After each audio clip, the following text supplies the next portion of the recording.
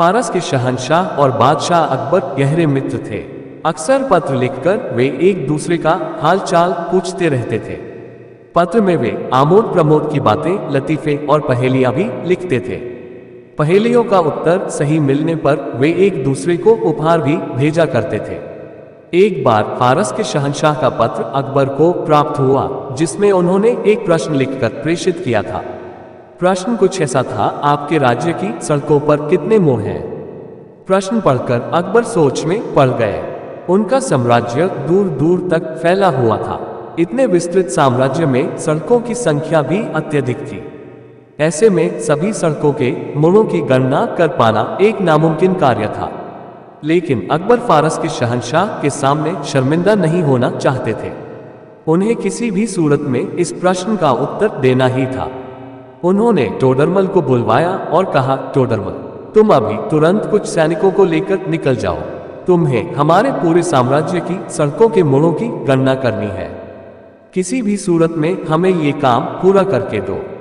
टोडरमल कुछ सैनिकों को लेकर तुरंत निकल गया, लेकिन कई दिन बीत जाने के बाद भी नहीं लौटा। इधर अकबर को चिंता सताने लगी कि ये कार्य टोडरमल कर पाएगा भी या नहीं। एक दिन बीरबल ने अकबर को चिंतित देखा तो पूछ बैठा, जहांपनाह, क्या बात है? आप बड़े चिंतित लग रहे हैं। अकबर ने फारस के शहंशाह के पत्र और उसमें पूछे गए प्रश्न के बारे में बीरबल को बताते हुए कहा, बीरबल, हमने टोडरमल को राज्य की सभी सड़कों के मोड़ों की संख्या की गणना के लिए भेजा है। हमें उसकी ही प्रतीक्षा है। साथ ही ये चिंता भी कि वो ये काम पूरा करके लौटेगा या नहीं। बीरबल, तुम बिना गणना किए हमारे राज्य और दुनिया की सड़कों के मोड़ों की संख्या बता सकते हो? कैसे? अकबर हैरत में पड़ गए। जहांपनाह, क्योंकि इसमें गणना की आवश्यकता ही नहीं है। दुनिया की सारी सड़कों के बस दो ही तो मोड़ होते हैं, एक दायां और दूसरा बायां।